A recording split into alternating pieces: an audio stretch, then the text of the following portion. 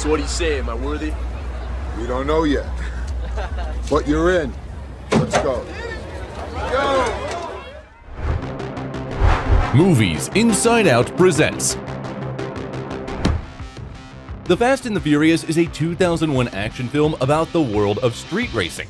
Given the low budget and the lack of big names in the cast, it could have been a soon-to-be-forgotten film for the summer, but turned into a real hit. Now Fast and Furious is a successful franchise that gets replenished not only with the next installments, but also spin-offs. In this video, we'll tell you the creation story of the first Fast and Furious film. The creation story. The story of Fast and Furious began with an article about street racing in the Vibe magazine. Released in May 1998 under the title Racer X, the article talked about street racer Rafael Estevez, the popularity of Japanese cartooning on the East Coast, and measures to prevent racing in New York. The article's author, Ken Lee, revealed an entire culture that originated in the early 1990s in Southern California and developed in the New York boroughs of Queens and Brooklyn. For young people from different ethnic groups, night races were a way of rebellion and an attempt to find like-minded people. They worked tirelessly on their cars and hung out at car shops. Director Rob Cohen saw the article when he signed a contract with producer Neil Moritz to create a new action movie. Shortly before that, Cohen worked with Paul Walker on The Skulls, and the actor proposed combining the sports drama Days of Thunder with the crime thriller Donnie Brasco as an idea for a future project.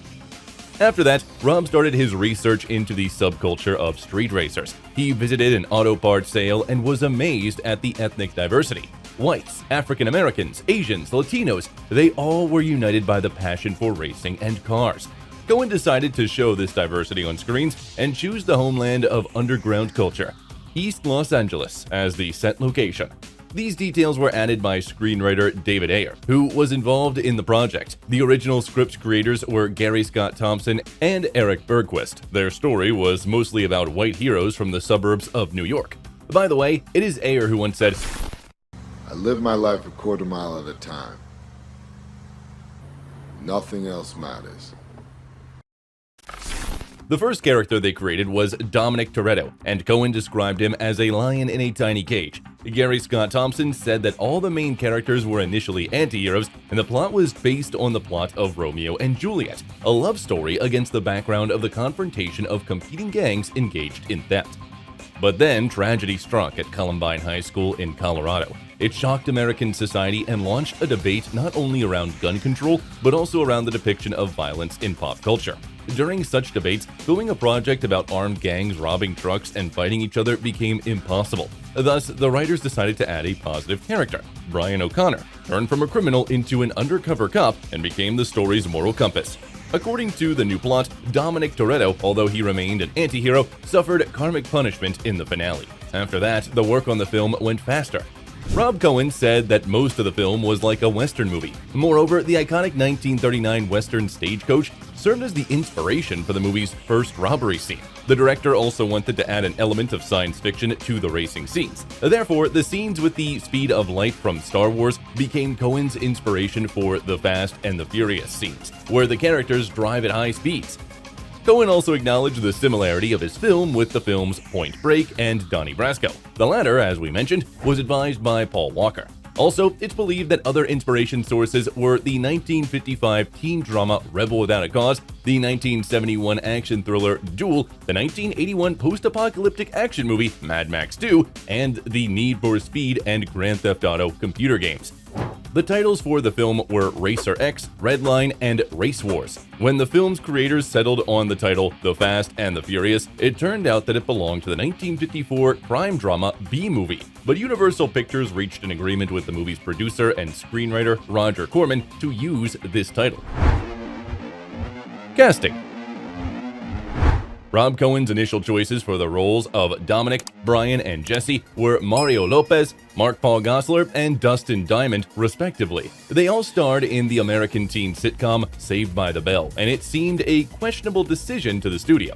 Then they considered Mark Wahlberg and Christian Bale for the role of Brian O'Connor. This role was also offered to Eminem, but he turned it down to work on the film 8 Mile. When Paul Walker was offered to play this character, he immediately agreed and became the first actor in the whole cast to sign the contract. The producers offered Colin Farrell the role of Dominic Toretto, but without success.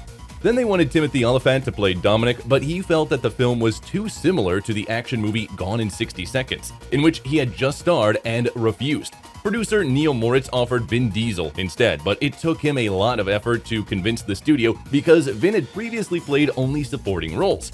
Moreover, they had to make several changes to the script for Diesel to look more convincing in this role. Interestingly, it was Vin who suggested Michelle Rodriguez for the role of Letty Oritz. He saw her in the drama film Girl Fight, where she played the lead role, and realized the girl would be his ideal partner in The Fast and the Furious. At first, however, Michelle didn't have much screen time, and her character had to have affairs with two guys at once. But despite having little experience in the film industry, Rodriguez convinced the filmmakers to change this storyline and to add a romance with Dominic. By the way, Vin Diesel and Michelle Rodriguez started dating in real life, but their relationship did not last long. The role of Mia Toretto was originally written by Eliza Dushku, but she refused. Bijou Phillips, Sarah Michelle Gellar, Jessica Biel, Kirsten Dunst, and Natalie Portman also auditioned, and in the end, they chose Jordana Brewster. Interestingly, according to the original script, the character named Edwin wasn't in the first street racing scene, and Ja Rule, along with director Rob Cohen, improvised right on the set. By the way, Ja Rule started the tradition of music artists appearing in cameo roles in the Fast and Furious franchise, and Rob Cohen also appeared in a cameo as a pizza delivery man. Find another way home! Goddamn street racer! The filming process. The first Fast and Furious installment was filmed in Los Angeles and various parts of Southern California from July to October 2000. The Dodger Stadium and San Bernardino International Airport appeared in the film, and the last scene of the robbery was filmed on the Domenigoni Parkway near Diamond Valley Lake. Also, the filmmakers asked the owners of some houses to repaint the walls in dimmer colors to emphasize the colorful cars.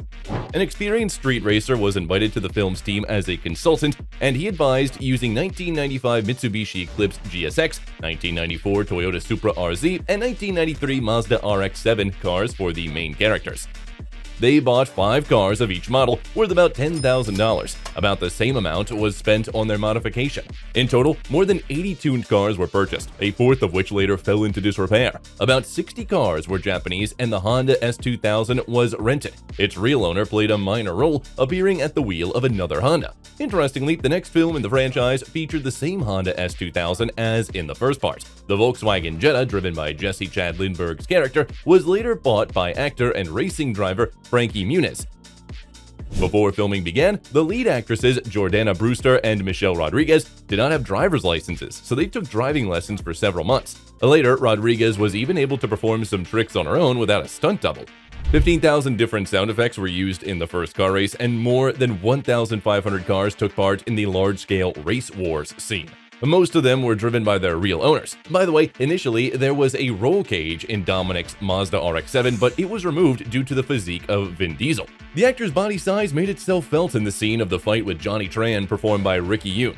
Rick was uncomfortable that Dominic knocked his character down so easily, but the director reassured him that Diesel's blow was hard to resist. And moreover, Vin accidentally broke the stuntman's nose on the set. Speaking of fights, Paul Walker and Matt Scholes carefully staged the scene of their characters' altercation outside the grocery store. But when it was time to shoot, the choreography seemed wrong and looked unnatural, so the actors just improvised. Many actors performed the stunts themselves, including in the final scene of the truck robbery. At the same time, the director emphasized that none of them were in danger. Cohen also revealed that Matt Scholes, who played Vince, was strapped to the front of the truck during the scene. At the end of the filming, the team even recognized him as an honorary stuntman. At the end of the film, the 1970 Dodge Charger impressively stands up on its rear wheels. And although a real drag racing car can do such a trick, the car in the film had to be helped. It was equipped with special pneumatic pushers with small wheels, and they did the trick when the stuntman at the steering wheel pressed a button. There was also some tricks in the subsequent race scene between Brian and Dominic. They separately shot the train cars and crossing the railway and combined them. That's how they created the illusion that the two cars barely managed to race the train.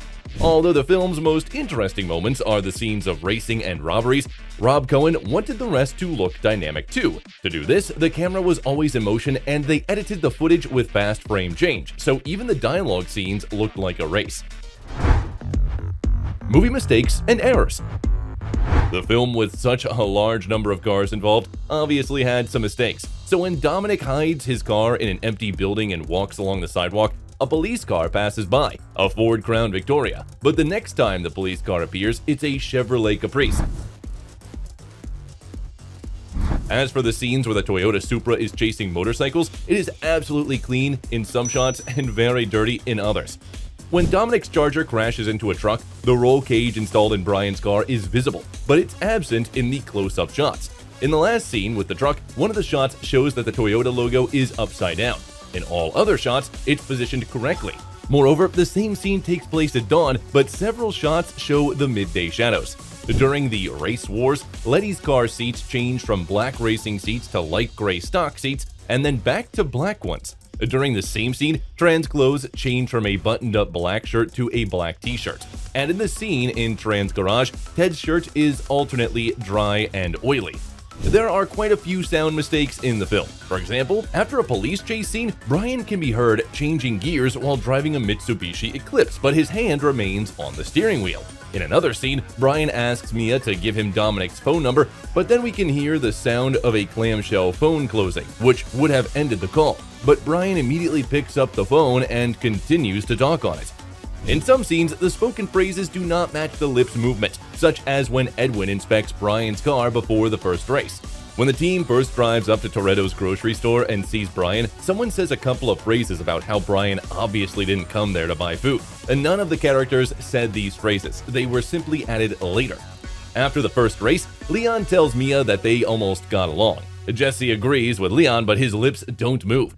And during the first party, what the guitar guy is playing doesn't match the resulting sounds. Another questionable moment in The Fast and the Furious is Dominic's age. He should be 24 years old, but Vin Diesel was 10 years older at the time of filming.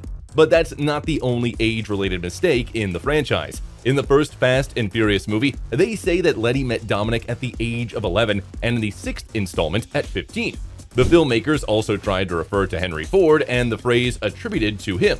Any customer can have a car painted any color that he wants, so long as it is black. At a house party, Dominic says to Brian, You can have any brew you want, as long as it's a Corona. Thanks, man. That's Vince's, so enjoy it. But Ford most probably never said this phrase. Contrary to popular belief, his first Model T cars weren't only in black. Using black paint only was rather a forced measure because it dried faster on the conveyor production. The trucks robbed by the film's characters carry electronic equipment on the sides of the trailers without pallets and protected plastic packaging. The boxes stacked in this way would have fallen at the first turn. Moreover, one of the trucks has a different number of trailer axles between shots. When leaving the warehouse, there were two of them, but then one disappeared somehow. Some mistakes only experienced motorists will notice. It has direct port nitrous injection. Yeah, and a standalone fuel management system. Not a bad way to spend $10,000. During the close-up shot of the Dodge Charger's engine throttle, the sound of the engine revving up and down doesn't match the throttle positions. And during the first race, the engine of Dominic's Mazda RX-7 sounds like it has a Porsche 6-cylinder turbo engine instead of the 2-rotor or 3-rotor engine it's originally supposed to have. In addition, in one of the scenes, Jesse is very surprised when he sees the engine on the Toyota Supra. Yet he had no reason to be surprised since it was the only engine available in that generation Supra. After Brian's first race, we learn that his car has suffered serious damage, but that didn't stop him from getting away from the police. Among the damages, for example, there was a hole in the bottom of the car on the passenger's side. However, Dominic was sitting there and there was not much noise inside the car, which would have been there in such a case. In the story, Jesse drives a Volkswagen Jetta sedan, but when he is shown in a close-up, we can see that he is in a car with a coupe body type. Besides, the dashboard is not the Jetta's. It is also interesting that when commenting on Johnny's motorcycle, Dominic says, Be ready to have your ass handed to you. Yeah, you're gonna need more than a crotch rocket. I got something for you. Yet that motorcycle goes faster than any car shown in the film. Deleted scenes. There is not much violence in the first Fast and Furious installment because the filmmakers wanted to ensure the film was rated PG-13. Therefore, the scene in which a man gets doused with engine oil had to be shortened. The scene near the end of the film where Dominic steals a truck was also censored. Several minor scenes deleted from the film were still included in the DVD edition. In one of them, the characters shared childhood memories related to cars. For example, Dominic tells how he drove a car with his father when he was 5, and how his father also loved to race. In another scene, the guys plan to bring something for Vince's mother, who is in the hospital, and Brian admires the fact that they support each other as one family. Several scenes with Brian and Mia were also deleted. In one, they discuss why Dominic wants his sister to become a doctor, and in the other, they hang out in the garage until they are interrupted by Dominic. According to Rob Cohen, the most discussed scene during production was the final one. Not everyone was sure that Brian O'Connor's decision was correct, so they filmed several alternative endings. But in the end, Cohen insisted that the film end the way he originally intended. Another interesting fact is that the film's theatrical version differs from the DVD version. In the first, Brian O'Connor drives up to Toretto's Cafe to the famous Crazy Town song Butterfly. It was then changed to Deep Enough by the band live. Worldwide recognition. With a modest budget of $38 million for an action movie, The Fast and the Furious was ranked number 1 at the box office, earning $40 million in its opening weekend. For Universal Pictures, the film became one of the 4 successful films of 2001, earning $207 million worldwide. Critics did not rate Cohen's work so favorably, and it received mixed reviews. They highlighted the complexity of the key characters but noted plot holes and criticized the ending. The Fast and the Furious won mostly in technical categories. The work of the stuntmen was especially noted. At the Taurus World Stunt Awards, the film won in 5 categories, and the MTV Movie Award for Best On-Screen Team went to Vin Diesel and Paul Walker. The film and the leading actors were nominated in 4 more categories. For Vin Diesel, who received $2 million for his work, the role of Dominic became stellar, but he did not appear in the second part of the franchise as he asked for too much money. He did, however, return to the role of Toretto in 2006. Paul Walker had a resounding success after The Fast and the Furious. Many famous directors started offering him the lead roles, and the films starring him became iconic. The actor received $1 million for the first film. His fee for the second installment, Too Fast, Too Furious, was already $7 million. Walker's career was on the rise until his tragic death in 2013.